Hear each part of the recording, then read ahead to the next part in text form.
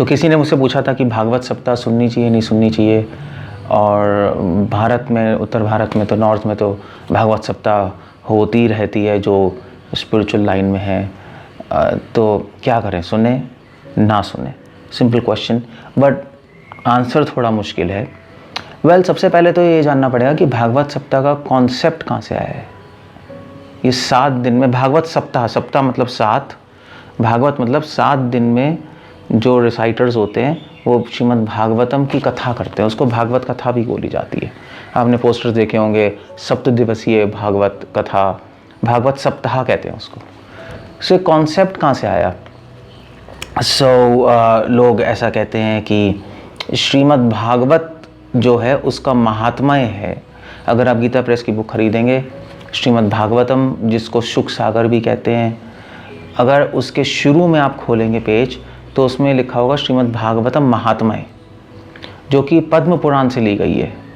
उसका रेफरेंस पद्म पुराण से है, वो श्रीमद् भागवतम की महिमा बता रही है। और रेफरेंस क्या है? पद्म पुराण का उत्तरखंड का 193 चैप्टर से लेके 198 चैप्टर, 6 अध्यायों में श्रीमद् भागवतम की महिमा बताई गई है। अब उन 6 अध्यायों में जो है उसमें 3rd चैप्टर में 47 श्लोक से लेके 52 श्लोक तक सप्ताह वर्ड आया है। और ये मेंशन किया जा रहा है कि 7 दिन में श्रीमद् भागवतम सुननी चाहिए, अरेंज करानी चाहिए, अरेंज कराने से पहले प्लेस देखनी चाहिए, उसका फंड्स होना चाहिए, फिर लोगों को बुलाने चाहिए, वक्ताओं को, और उनसे 7 दिन कथा सुननी चाहिए। सो भागवत सप्ताह शास्त्रों में मेंशन्ड है, एटलीस्ट भागवत महात्म्य में मेंशन्ड है, जो कि पद्म पुराण से ली गई है। इतना तो क्लियर हो गया। अब ये याद रखिएगा क्योंकि आगे थोड़ा उलझ जाएंगी चीज़ें। और भागवत सप्ताह करनी कैसे चाहिए वो भी वहीं पे लिखा है। उसकी विधि क्या है? उसकी विधि लिखी है जो 198 चैप्टर है, जो कि पद्म पुराण का, जो कि 6 अध्यायों में से लास्ट अध्याय है, जो उसके 44th वर्स में लिखा है कि श्रोता कैसा होना चाहिए, सुनने वाला कौन होना चाहिए। तो सुनने वाला लिखा है कि सुनने वाले को विष्णु भक्ति में दीक्षित होना चाहिए। हर आदमी नहीं सुन सकता भागवत सप्ताह। विष्णु भक्ति में दीक्षित मतलब ऑफिशियली ना हो, मगर उसको एक कॉन्सेप्ट क्लियर हो, विष्णु भगवान है और उसमें डिवोशन हो, श्रद्धा हो विष्णु में। हर एक के लिए ओपन नहीं है भागवत सप्ताह, ये बहुत इंपॉर्टेंट पॉइंट है। अब आप देखिए जो आजकल जो भागवत कथा होती है उसमें तो बस सभी बैठ जाते हैं, पार्टी होती है, लोग आ गए घर के, पैसे फेंके आ गए। और वक्ता कैसा होना चाहिए? वक्ता होना चाहिए जो कि मन में शुद्ध हो, आचरण में शुद्ध हो, वैष्णव परंपरा में दीक्षित हो, ब्रह्मचार्य पालन कर रहा हो और शुद्ध आहार हो, पैसे के लिए कभी कथा ना करे। मगर आप देख रहे हैं कि सबसे पहले तो पैसे ही चार्ज करते हैं, अभी हम इतने पैसे लेंगे और फिर भागवत कथा करेंगे। सो विधि के अनुसार अगर उस भागवत महात्म्य में देखें तो विधि के अनुसार भी ये जो आजकल की भागवत कथाएं हैं, इसको सुनने का कोई फायदा नहीं है, क्योंकि विधि गलत है, उसका कोई भी फल नहीं आएगा। और कुछ लोग ऐसा भी कहते हैं कि क्योंकि परीक्षित महाराज ने 7 दिन में सुखदेव गोस्वामी से भागवत सुनी थी और 7 दिन के बाद परीक्षित महाराज को वैकुंठ की प्राप्ति हो गई, इसलिए उसी के पद चिन्हों पे चलते हुए हम ये भागवत सप्ताह कर रहे हैं। इस तरह से लोग जो भागवत सप्ताह करने वाले हैं वो 2 प्रमाण देते हैं भागवत सप्ताह करने का, एक पद्म पुराण से भागवत महात्म्य में, और एक जो परीक्षित महाराज ने जो उनके जीवन में हुआ, सुखदेव गोस्वामी जो 7 दिन कथा हुई, उसी का अनुसरण करते वो भी भागवत सप्ताह की जाती है। तो बहुत प्रचलित है, लोग सुनते हैं, करते हैं। ऑफ कोर्स विधि में गड़बड़ है, वो बात अलग है, बट क्या हमें सुननी चाहिए, नहीं सुननी चाहिए? सो ऑफ कोर्स शास्त्रों में दिया है तो लोग कहेंगे क्यों नहीं सुननी चाहिए, बट जैसे मैंने बताया विधि गलत है। अगर आप सही हैं तो वक्ता गलत है, और वक्ता सही है तो श्रोता गलत है, और अगर वक्ता श्रोता दोनों ही गलत है तो वहाँ पे जाना ही क्यों है? कोई फायदा ही नहीं है। इनफैक्ट गरुड़ पुराण में लिखा है कि जो ऐसी कथा या ऐसे यज्ञ करवाता है, ऐसे पंडितों से, ऐसे वक्ताओं से जिनका जीवन शुद्ध नहीं है, जो पैसे लेते हैं, तो जो करने वाला है और जो सुनने वाला है और जो कराने वाला है, तीनों नरक में चले जाएंगे। सो इसलिए भैया भागवत सुनते सुनते नर्क जाना है तो कोई प्रॉब्लम नहीं है, आप सुन सकते हो, शास्त्र तो यही कह रहे हैं, बाकी आपकी मर्जी है। बट अब पॉइंट, सबसे इम्पॉर्टेंट पॉइंट है, वही हम लोग तो गौड़िया वैष्णव हैं, स्पेसिफिकली हरे कृष्णा वाले, इस्कॉन वाले। शीला प्रभुपाद क्या कहते हैं इसके बारे में? शीला प्रभुपाद ने सबसे पहले तो, अब यहाँ पे थोड़ा उलझन शुरू हो जाएगी, इसलिए मैंने कहा था याद रखिएगा, भागवत सप्ताह कॉन्सेप्ट आ रहा है भागवत महात्म्य से। भागवत महात्म्य कहाँ से आ रहा है? पद्म पुराण के उत्तरखंड के चैप्टर 193 टू चैप्टर 198 तक, 6 अध्याय में, क्लियर है? सो शीला प्रभुपाद क्या कह रहे हैं? शीला प्रभुपाद ने, अब इंटरेस्टिंग है, शीला प्रभुपाद ने चैतन्य चरितामृत के अंत्य लीला में के 5th चैप्टर के 131 वर्ड्स के पॉपट में लिखा है, आप बाद में चेक करते रहिएगा, दोबारा सुन लीजिएगा, ये नंबर्स इंपॉर्टेंट नहीं है, बट मैं रेफरेंसेस दे रहा हूँ कि आपको लगे मैं उठपटांग नहीं बोल रहा।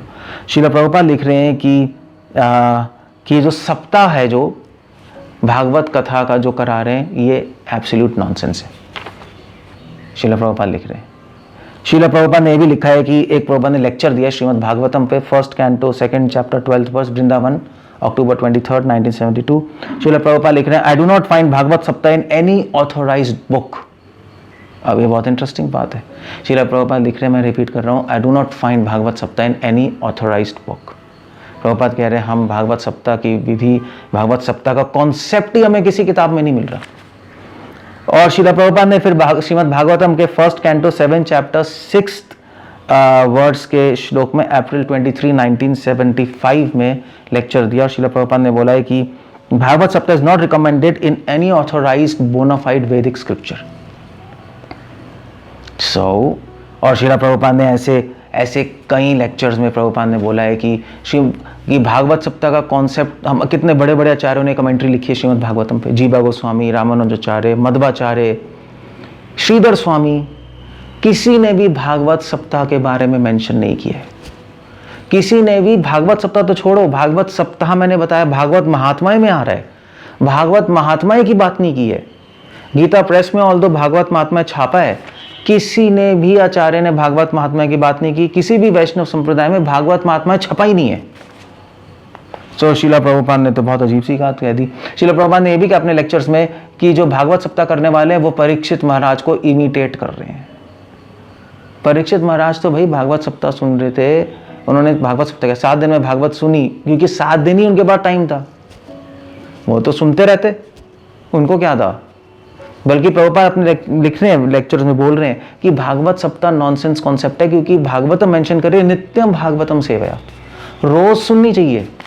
शीला प्रभुपाद यहाँ तक लिख रहे हैं कि मेरे गुरु महाराज ने भागवत के पहले श्लोक पे 3 महीना बोला है। प्रभुपाद कह रहे हैं 7 दिन में क्या खत्म हो जाएगी भागवत। और भागवत 7 दिन में सुनने के बाद किस में चेंज आया? आज तक किसी में चेंज नहीं आया।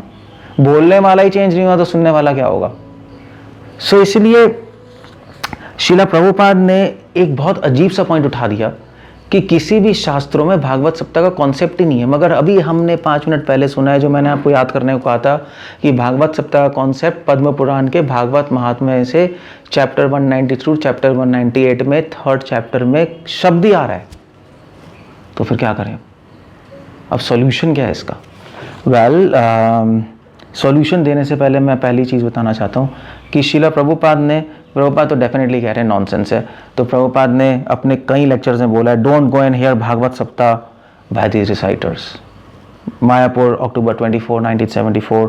शीला प्रभुपाद ने यहाँ तक बोला है कि प्रभुपाद ने अपने लेक्चर दिया है एक सूरत में दिसंबर 21 1970 में। प्रभुपाद ने बोला, प्रभुपाद किसी ने पूछा भागवत सप्ताह प्रभुपाद क्या है अमेरिका में? प्रभुपाद ने कहा Bhagavat Saptah is simply Krishna kissing gopis. चुम्मा चुम्मी है बस, और कुछ नहीं है। ये जो कथाकार बस सीधा दशम स्कंद पे रासलीला की बात करते हैं और कुछ बताते ही नहीं। प्रभुपाद ने सीधा उन पे सही मारा है टाइम पॉइंट पे। प्रभुपाद कह रहे हैं इससे क्या होगा, इससे तुम सब पागल हो जाओगे। मगर अभी क्वेश्चन बहुत बड़ा उठा कि भाई, क्वेश्चन एक बहुत बड़ा उठा है कि शीला प्रभुपाद ने ऐसा कैसे बोल दिया कि भागवत सप्ताह किसी भी शास्त्रों में नहीं है। इससे हमें क्या पता लगता है? इससे हमें पता लगता है 2 चीज़ें हो सकती हैं। या तो ये पद्म पुराण में जो महात्मा आ रहा है भागवत का किसी ने बाद में ऐड किया, क्योंकि कहीं ना कहीं हमारे आचार्य भागवत महात्मा की बात तो करते, सब आचार्य साइलेंट है। सिर्फ गौड़ीय वैष्णव नहीं, मध्वा, श्री वैष्णव, वल्लभ संप्रदाय भी साइलेंट है, निम्बार्क संप्रदाय भी चुप है कि भागवत महात्मा क्या एग्जिस्ट कर रहा है। किसी ने प्रिंट नहीं की बुक, किसी ने मेंशन नहीं किया। एक पॉसिबिलिटी है कि बाद में एडेड है, और ऐसे आप कह रहे हो ऐसे कैसे ऐड कर दिए, पुराणों में बहुत सारी चीज़ें एडेड हैं, बहुत सारी चीज़ें डिलीटेड भी हैं। इसलिए जब हम पुराण पढ़ते हैं तो हम आचार्यों के थ्रू पढ़ते हैं, वो बता सकते हैं क्या एडेड है, क्या क्या हटाया हुआ है। और इसीलिए श्रील प्रभुपाद ने कभी भागवत महात्म्य प्रिंट नहीं किया। आप इस्कॉन की भागवत देखो, निम्बार्क संप्रदाय में भागवत पब्लिश देखो, मध्वा संप्रदाय में उन्होंने भागवत महात्म्य उन्होंने शुरू में प्रिंट नहीं किया, जो गीता प्रेस ने प्रिंट किया। और दूसरी बात यह, इनफैक्ट मध्वाचार्य जी ने किताब लिखी है भागवत तात्पर्य निर्णय, उसमें भी उन्होंने मेंशन नहीं किया, जहां उन्होंने भागवत की महिमा बताई है, गरुड़ पुराण से बताई है, अग्नि पुराण से बताई है, पद्म पुराण को तो नाम ही नहीं आता। जब 6 चैप्टर में भागवत की महिमा बताई गई है तो 1-2 तो श्लोक कोट कर देते, एक भी श्लोक नहीं है। तो हो सकता है बाद में ऐड की है चीजें। दूसरी बात है, अब ये किसने ऐड की है, श्रील प्रभुपाद लिख रहे हैं this is all nonsense of कर्म कांडीज। कर्म कांडियों ने ऐसा लगता है कि बाद में चैप्टर्स ऐड किए हैं, क्योंकि आप उसमें पढ़ेंगे तो आपको पता लगेगा, उसमें लिखा है भागवत सुनने से 7 दिन से आपका पुत्र हो जाएगा, आपको स्वर्ग मिल जाएगा, आपका ये फलाना ढिमका ये सब होता रहेगा। तो वो तो लोगों को अच्छा लगता है, आपका धन बढ़ जाएगा। तो हो सकता है इन्होंने बाद में ऐड की हैं चीज़ें, या क्योंकि श्रील प्रभुपाद लिख रहे हैं किसी भी शास्त्रों में है नहीं। तो अगर प्रभुपाद की बात मान के चलें और सारे आचार्य को देखें तो ये तो निश्चित बाद में ऐड हुए हैं। इसलिए जो पब्लिश हो रही है किताबें भागवत महात्म्य में, जो लोई बाजार में मिलती है, कभी मत खरीदना, कभी मत पढ़ना, क्योंकि ये सब बाद में एडेड है। श्रील प्रभुपाद कह रहे हैं ये सब एग्जिस्ट नहीं करती। भागवत सप्ताह तो क्या, भागवत महात्म्य एग्जिस्ट नहीं करता, पद्म पुराण वाला और भी भागवत महात्म्य है वो सब एग्जिस्ट करते हैं। और दूसरी बात यह है कि अगर मान लीजिए है भी तो ऐसा भी हो सकता है कि उसके अंदर भागवत सप्ताह के श्लोक किसी ने ऐड किए, ये भी हो सकता है, मगर वो ऐसा नहीं लगता, क्योंकि उसके अंदर बहुत डिटेल्स में दिया है कैसे करना चाहिए, ये पहले दिन क्या होगा, 7वें दिन क्या होगा। बल्कि उसमें भी लिखा है कि भागवत सप्ताह के 8वें दिन, 7 दिन भागवत हो गई, 8वें दिन गीता पढ़नी चाहिए, वरना भागवत सप्ताह कंप्लीट नहीं होगा। तो गीता कौन करता है, कोई नहीं पढ़ता। और उसमें भी लिखा है कि पूरी भागवत का हर श्लोक होना चाहिए, पारायण होना चाहिए, ये नहीं कि कुछ कहानियां बता दी। तो किसी ने भी लिखा है, फैब्रिकेट किया, डाला है, उसके अनुसार भी चीज नहीं हो रही, डाला हुआ है तब भी उसके अनुसार नहीं हो रही, तो फिर तो क्या कुछ चीजें काम करेंगी। इसलिए हम नहीं पढ़ते कोई भागवत महात्म्य और ये सब नहीं पढ़ते। अब गीता प्रेस ने डाला है, बट वो हमारे हिसाब से ऑब्जेक्शनेबल है। ओके, सो भागवत सप्ताह। अब सबसे बड़ी बात है कि अब मजे की बात है कि श्रील प्रभुपाद ने एक लेटर लिखा है लंदन 3 अगस्त 1972, और श्रील प्रभुपाद ने उसमें लिखा है कि मैं लंदन आ रहा हूँ और मेरी हिंदू कम्युनिटी और वहाँ पे जितनी भी हिंदू कम्युनिटी, गुजराती लोग बहुत हैं, उनमें मेरा भागवत सप्ताह अरेंज कराना। प्रभुपाद क्या कह रहे हैं, प्रभुपाद ने प्रभु को बोला था, अभी चले गए, प्रभुपाद डिसाइपल ही हैं, गुजरात अहमदाबाद के टेंपल प्रेसिडेंट थे। प्रभुपाद जब मिले, प्रभुपाद ने कहा कि देखो गुजरातियों को बड़ा शौक है भागवत कथा सुनने का, भागवत सप्ताह, तो तुम भागवत सप्ताह किया करो। तो क्या प्रभुपाद ये सब क्यों कर रहे हैं?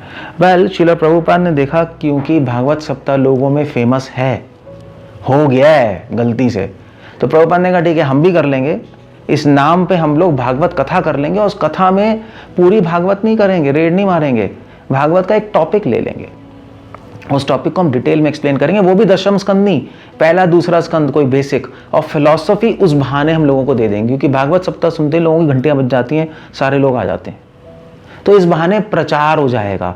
तो इसका मतलब नहीं है कि जो लोग भागवत सप्ताह कर रहे हैं कि कॉन्सेप्ट सही है, कॉन्सेप्ट ठीक नहीं है और ना ही विधि ठीक है, तो प्रोफेशनल लोगों की तो हम अटेंड करते ही नहीं।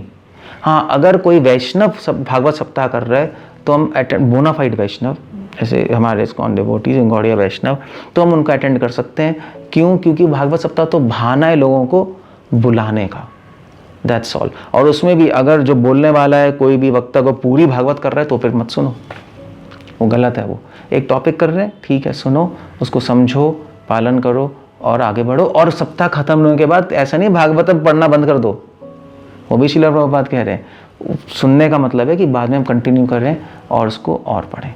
तो ये सारा भागवत सप्ताह का ड्रामा है जो भी है। तो भागवत सप्ताह सुननी चाहिए, नहीं सुननी चाहिए, तो ये बात है। उसका सिंपल आंसर है कि प्रोफेशनल लोगों से मत सुनो, इधर उधर पोस्टर लगे ऐसे देख के मत पहुंच जाओ वहाँ कि भैया भागवत तो चल रही है।